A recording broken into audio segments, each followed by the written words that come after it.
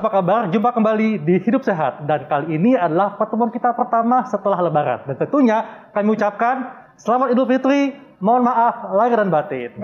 Dokter Haikal, selamat Hari Raya Idul Fitri. Sama-sama, Dr. Irsan. Dan kita juga sudah kedatangan nih Dr. Irsan Hasan. Selamat pagi, dokter. Selamat pagi. Selamat merayakan Idul Fitri juga, dokter. Nah, ini kita kedatangan Dr. Irsan Hasan, spesial banget nih, Kak Haikal.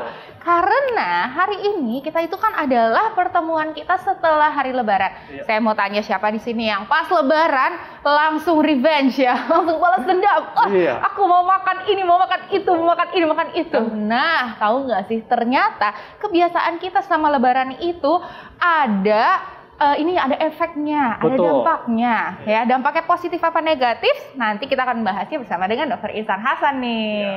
Dan sebelumnya kita lihat dulu tayangannya berikut ini.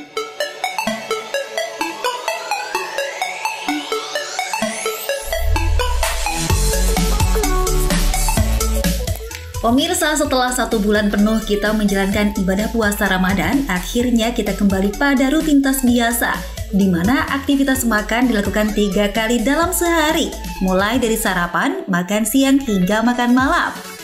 Saat berpuasa, kita membatasi jumlah makanan yang dikonsumsi saat buka, mengingat waktu untuk tidur pun sedikit. Begitupun saat sahur, waktu makan kita dibatasi sebelum munculnya matahari.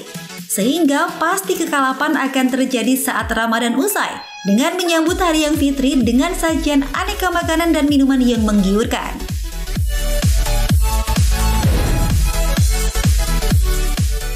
Pemirsa, sebetulnya meski jam makan kita berubah, namun penting sekali untuk selalu memperhatikan pola makan agar tubuh dalam kondisi sehat.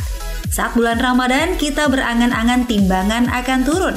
Namun saat puasa usai, tak sedikit yang lupa akan niat untuk melakukan pengetatan porsi makan, sehingga biasanya diet pun gagal dilakukan. Makan adalah cara tubuh untuk mendapatkan nutrisi. Namun bila yang dimakan banyak mengandung lemak dan gula, maka makanan tak lagi menyehatkan dan berisiko meningkatkan masalah kesehatan.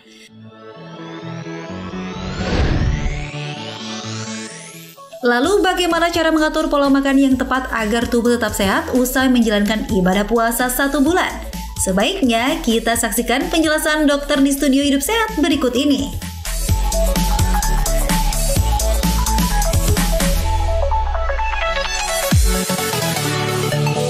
Nah, itu tadi ya, penyakit yang bisa muncul pasca Lebaran. Jadi disayangkan ya, ketika puasa pola makannya udah teratur, udah baik, tiba-tiba pas Lebaran langsung berantakan lagi. Tapi itu biasalah ya, namanya juga manusia ya kan. Udah bertahan gitu ya selama 1 bulan itu juga sambil bermimpi-mimpi. Nanti pas Lebaran ya kan, Lebaran itu nanti mau makan apa, itu biasanya udah bermimpi-mimpi ya kan. Dok, ini banyak masyarakat yang bertanya dok ya, setelah 1 bulan kita berpuasa, tubuh kita menjadi lebih sehat sehingga tidak perlu melakukan medical check up. Ini fakta atau mitos, dok? Wah, ini jelas mitos. Mitos, dok. Kenapa, dok? Kenapa saya jawab mitos? Satu, memang ada benernya. Banyak penelitian yang menghubungkan puasa dengan kesehatan. Banyak penelitian yang mengatakan bahwa berpuasa itu ternyata memang memperbaiki derajat kesehatan. Bahkan penelitian yang kelihatannya sudah diterima oleh banyak ahli, bahwa kalau intake kalori, asupan kalori kita rendah, jangka panjang ya, bukan hanya selama puasa, umur akan menjadi lebih panjang. Amin. Jadi itu tadinya penelitian pada binatang, kemudian diteliti pada manusia. Nah, mungkin itu salah satu yang berefek kalau kita melakukan ibadah puasa Ramadan. Tetapi menurut saya cukup banyak juga masyarakat kita yang pada saat puasa itu sebetulnya bukan mengurangi asupan kalori, tetapi memindahkan jam makan doang. Dari siang menjadi malam. Bahkan kalau kita lihat, mungkin kalau makan siang biasanya lauknya cuma 2-3, tapi karena ini buka puasa, lauknya 1 meja penuh. Soalnya biasanya ibu-ibu kalau nyiapin buka puasa tuh semangat gitu dong. Nah, bapak-bapak kan harus ngabisin kan? Iya, betul. Jadi nggak sepenuhnya sesuai dengan teori itu. Tapi bagi mereka yang mungkin menjalankannya sesuai dengan sunnah, buka puasa korma dulu, yang manis dulu, kemudian sholat, terus makan sedikit, lalu tarawih, mungkin memang pengurangan kalori ini terjadi. Jadi efek terhadap kesehatannya terjadi. Tapi sekalipun ini dikerjakan, bukan berarti bahwa pemeriksaan kesehatan tidak perlu dilakukan. Karena yang namanya misalnya hipertensi, diabetes, kolesterol, banyak juga yang tetap nggak bisa dikontrol walaupun dia berpuasa. Karena ada faktor lain di luar makanan. Jadi tidak sepenuhnya faktor makanan. Nah, apalagi masuk Lebaran.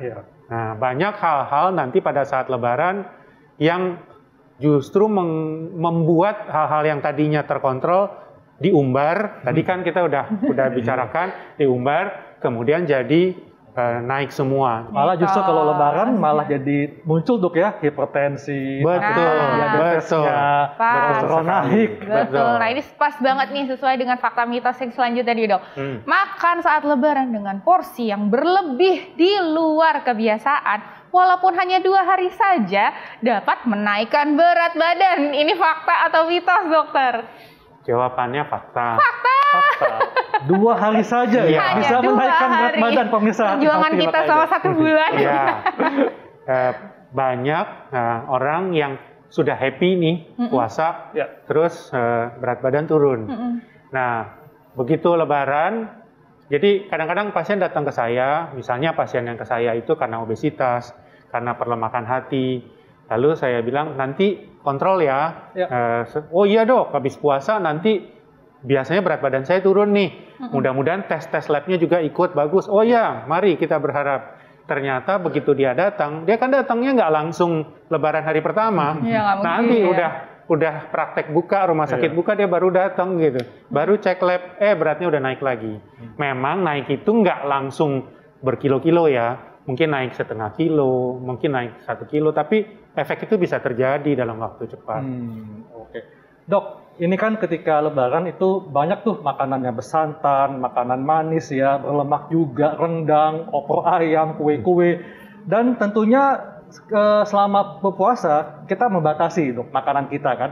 Nah sebaiknya nih ketika kita Lebaran, ketika kita dihadapkan dengan berbagai makanan tadi, itu seberapa banyak boleh kita konsumsi Dok? Baik. Jadi ini kebiasaan kita, kebiasaan saya juga mungkin ya. Pada saat Lebaran itu bukan hanya faktor kita balas dendam habis puasa, tapi memang kita silaturahmi kemana-mana. Satu, makanannya enak-enak. Kedua, nggak dimakan juga salah. Nanti dianggap nggak sopan. Enak kalau nggak dimakan. Boleh nggak itu dimakan gitu. Jadi ini akan cenderung berlebihan. Bahkan mungkin lebih daripada saat sebelum puasa. Jawabannya kalau menurut saya, lihat diri sendiri. Saya termasuk orang yang sehat penuh atau ada masalah, ada penyakit. Misalnya nih Dokter Haikal ini kan kayaknya tuh gagah banget, fit banget. Nah saya keliling Lebaran gitu, ditawari rendang, santan, apalah ketan. Boleh nggak saya makan? Kalau menurut saya nggak masalah, hajar aja. Kalau yakin diri sehat nih. Nah tetapi kalau kita merasa, ya saya memang ada hipertensi, kolesterol saya tinggi, diabetes saya nggak terkontrol, ya nggak bisa. Harus balik ke pola sebelumnya atau diet sebelumnya. Nah ini berkaitan tadi dengan fakta mitos pertama, pemeriksaan.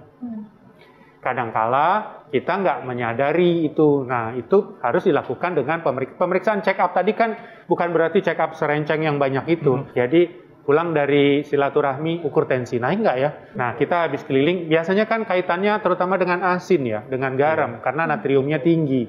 Nah, ya udahlah makan semua, tapi pulang ukur tensi. Karena yang seperti ini biasanya minum obat nih. Nah, sekarang obatnya mau saya double nggak jadi 2 kali?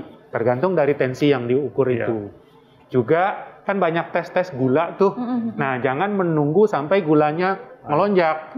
Ukur gulanya, naik nih, berarti obat saya harus saya perbaiki, apalagi pada saat puasa biasanya ada aturan mengubah cara minum obat gula. Nah ini nih Dok, ini ada fakta mitos yang selanjutnya nih dokter.